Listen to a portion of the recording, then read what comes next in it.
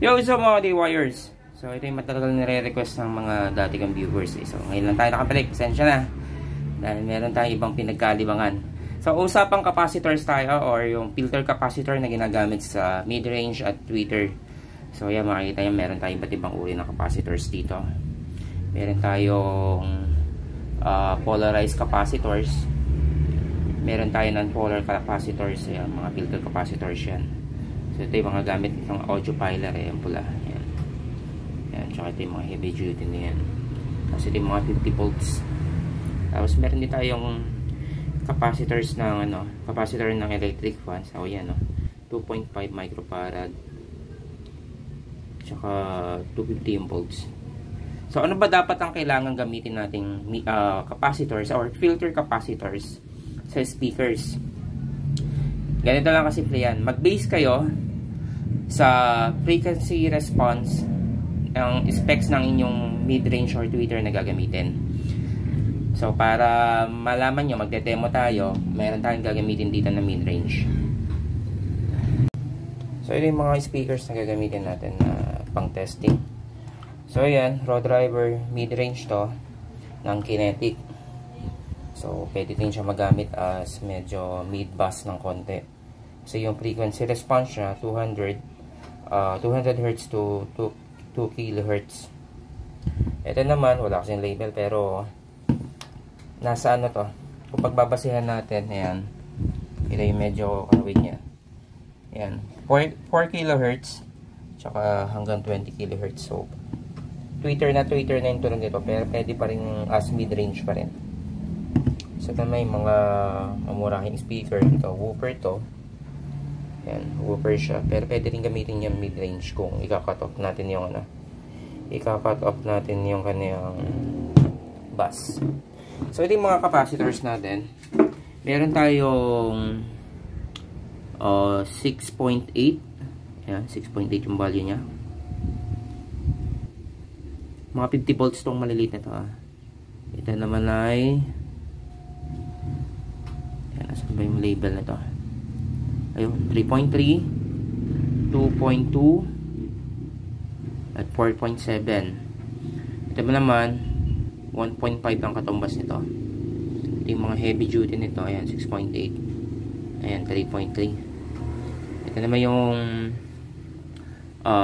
polarized capacitors natin. Dahil wala tayong makitang malaking value ng non-polar, so ginawa na lang natin ng paraan. So ayan ay 100 UF 50 volts, pero siniris natin para magamit natin as polarized, non-polarized. So ang magiging value na lang nito kasi naka-series 50 UF na ito, 50 UF na 50 volts. So ayan, siniris ko yung yung pares negative. So positive yan, pero wala nang polar yan dahil nga na siya, siniris natin.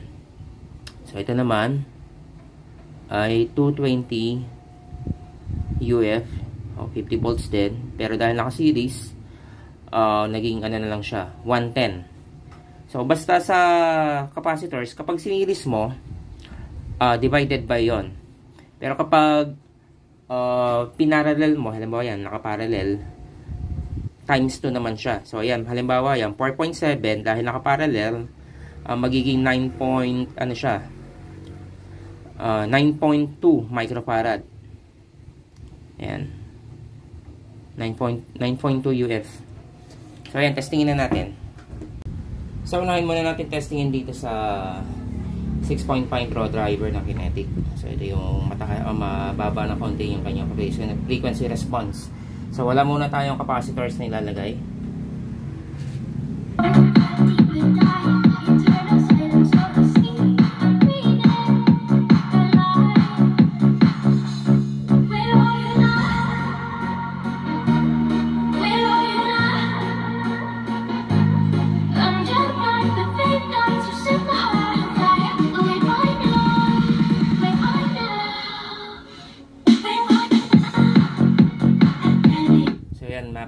Napansin nyo naman na mabase pa siya. So ang ilalagay natin muna ng capacitors, yung pangkaraniwang value na nilalagay sa mid-range, yung 6.8. So yan, 50 volts yan. Yan. Napakanipis na ng tunog. Halos tweeter na yung tunog niya. Ayan. So, dahil yung frequency response niya is 200 Hz yung pinakamababa, ang magandang ilagay mong capacitors dito, na filter capacitor, 50 hanggang 100. So, gamitin natin muna itong ano. Ito yung dalawang 100 UF. Siniris natin. Kaya naging 50 na lang UF to. And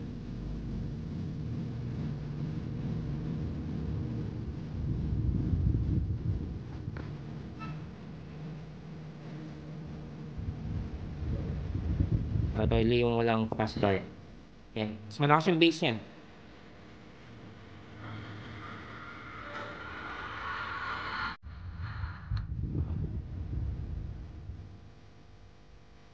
Hihaya natin, pakita natin yung galaw ng cone kapag walang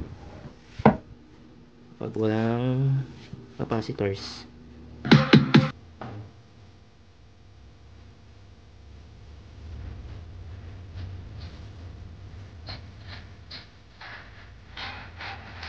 Ayan, magalaw yung cone, no? Ito.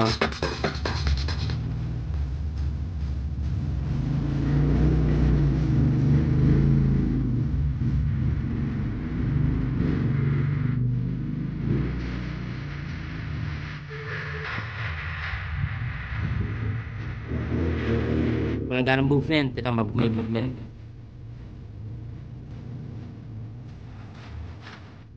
So, sunod natin itong 220 UF. Naka-series. Kaya 110 UF lang ito.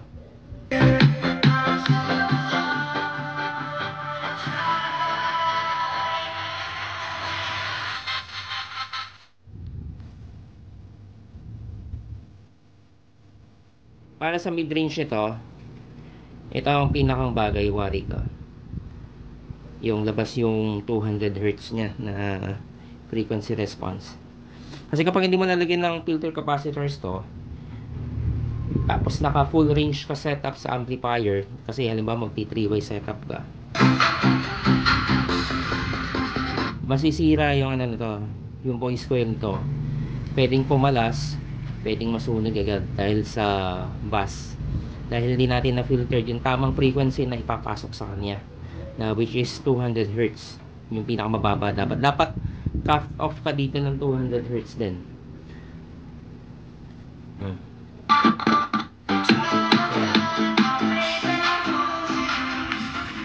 So ayan, pag nag-add pa ako ng bass doon, lalatapak na to. Cut tayo ng bass. Naka minimal pa lang tayo sa volume.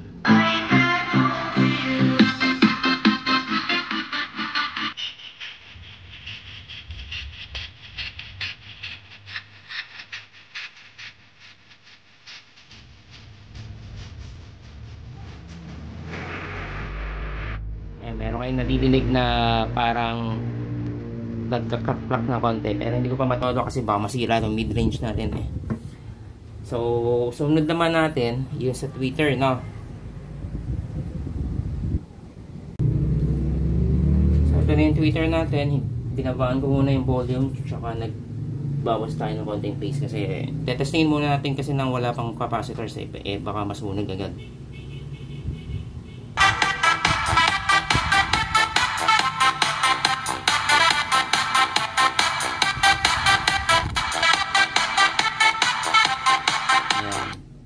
So, ilalagay muna natin ito yung pang filter sa mid-range na pangkaraniwang ginagamit sa ganitong klaseng mid-range. Pwede rin naman sa yan, parang tweeter na ganyan.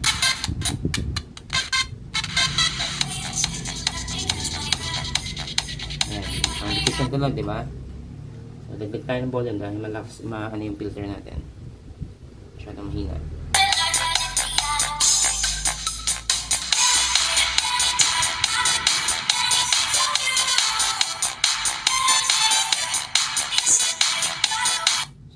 Halos tweeter pa rin talagang tunog kapag 6.8. 4.7 naman, ito yung gamit na pang filter na rin sa Twitter, sa ganitong klaseng Twitter.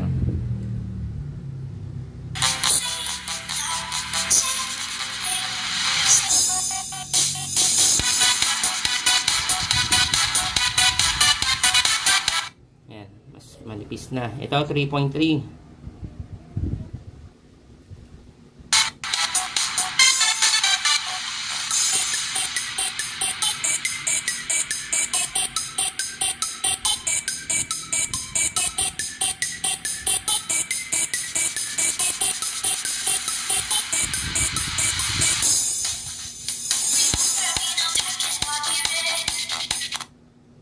Hindi na ganong madinig yung salita dahil puro matinis na. Ito naman 2.2. Ito yung kalimitang ginagamit ko sa mga bullet tweeter. 2.2.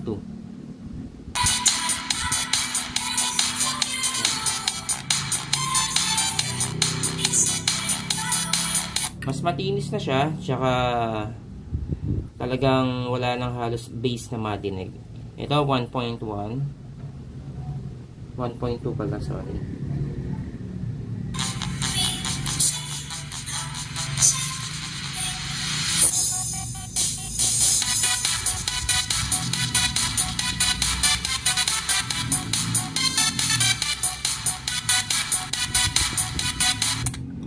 Matinis na to, tsaka mas malambing na to. Ito naman yung kalimitang gamit ko sa metal dome, sa bullet tweeter din. So ito capacitor ng electric fan. So hindi pa ako gumagamit ito kahit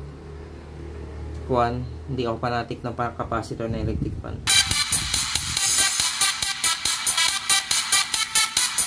So dahil 2.2 siya, kasi mission nitong isang capacitor nito. Para sila. So, yun. Pag tweeter talaga, mas bagay talaga na capacitors, filter capacitors. Kung gantong klase yung tweeter nyo, yung may cone din, yan, may suggest ko, maganda gamitin 4.7 at saka 6.8.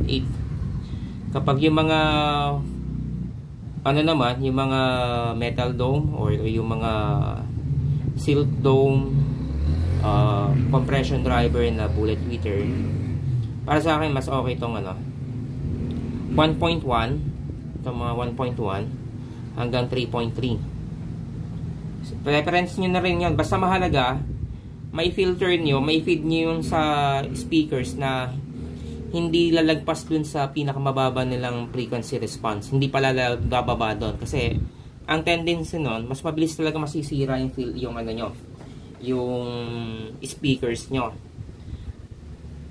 Kahit gaano pa kalaking capacitors ang ilagay nyo. Halimbawa, yung filter ng capacitor ng electric fan. So, yan, 250 volts na volt ng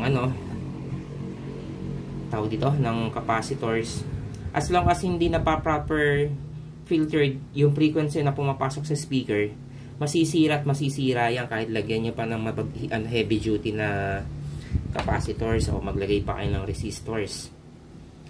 Kailangan talaga, pag magpapasok kayo, kung kaya ng budget, gumamit kayo ng dalawang amplifier. Isang amplifier para sa bass, at isa ring amplifier para sa mid-high. Or kung mas kaya ng budget, di tigi-tigisan ng amplifier ang low, mid, tsaka high. Pero okay na yung dalawang amplifier para sa bass at mid-high. Kasi, hindi naman totally na-filtered ng 100% yung mababang frequency. Isa pa rin yung sa naging cause na pagkasunog agad ng tweeter. Kasi kahit lagyan nyo pa ng inductor na ito pa, naglagay kayo ng series kayo ng ng resistors, mas magiging safe siya pag siniris nyo. Pero hihina siya kasi nga nadadagdagan yung kanyang resistance.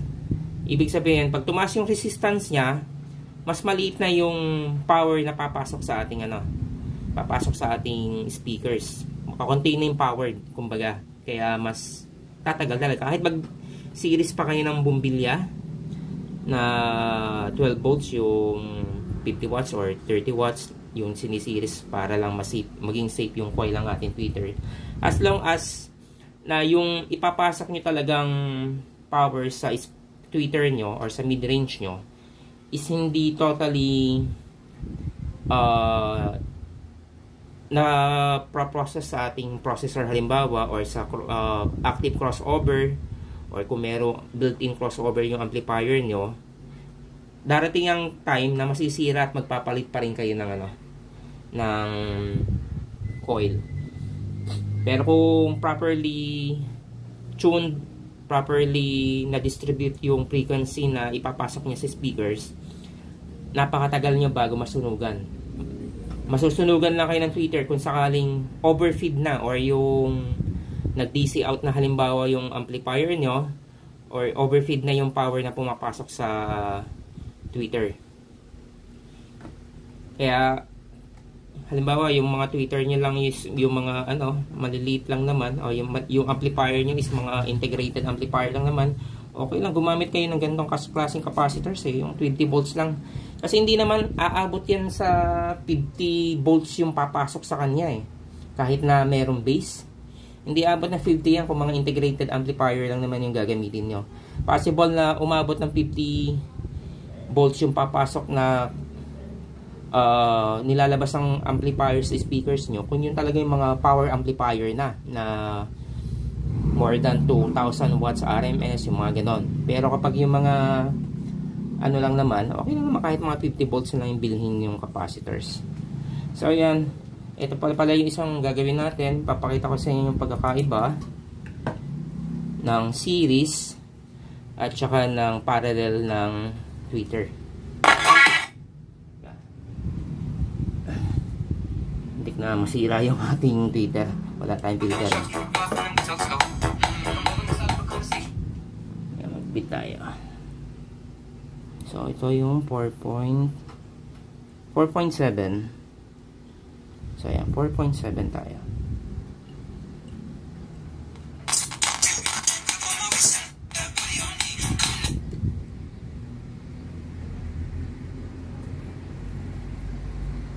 Lagay ko nga muna dito.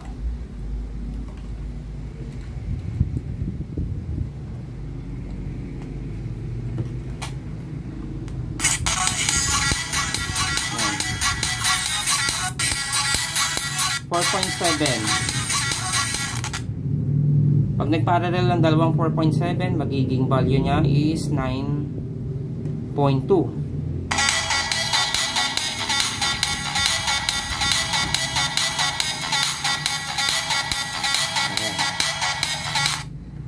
Kapag siniris naman yung dalawang 4.7, magiging value na ay 2 point something. Mas manipis na to.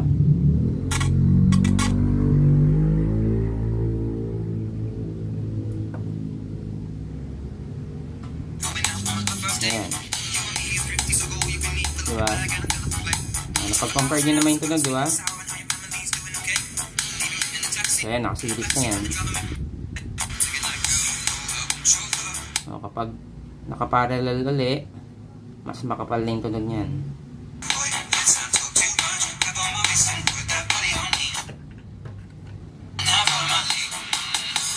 Ayan, bibitawan ko tong isang tweeter capacitor ayan. Ayan. I-attach ko ulit.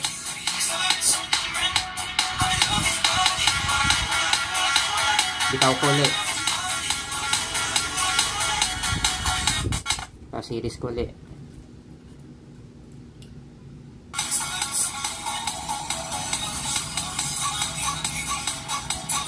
So, yun. Kapag naka-series, divided by 2. Kapag naka-parallel, times 2. So, kapag nag-series kayo, pwede nyo nilagyan ng tigisa yung negative at positive. Okay naman kasi non-polar naman yan. Kasi umiikot naman yan. Polar din yung umiikot sa ating kuwan. Although merong tayong positive at negative na tinatawag, pero umiikot lang yan. Dito lang unang lumalabas sa positive line natin, tapos iikot yan papunta dito sa negative. Kaya okay lang. So ayan mga D-wires, sa susunod ang gagawin natin na vlog yung about sa resistors naman. Ayan. Kung paano ba yung pinakang magandang connection sa mid-range or sa tweeter, yung paggamit ng resistors. Pero ako, kahit hindi na ako gumagamit ng resistors kasi nga, basta na proper filtered ko yung yung frequency na nilalabas sa amplifier sa ating speakers. Malimit kasi setup ko talaga by amp. Hiwalay yung amplifier ng mid-range at saka ng mid-high at saka ng bass. Pero ito, gumagamit lang ako ng ito pag gumagawa ako ng passive crossover. So yun, soon gagawa tayo ng passive crossover na 2-way at saka 3-way. So yun mga ka-Rewire, salamat sa patuloy yung pagtutok. At sa mga bagong viewers, please subscribe and pakiclick na rin ang bell button para maging updated kayo. So salamat sa patuloy yung pagtutok.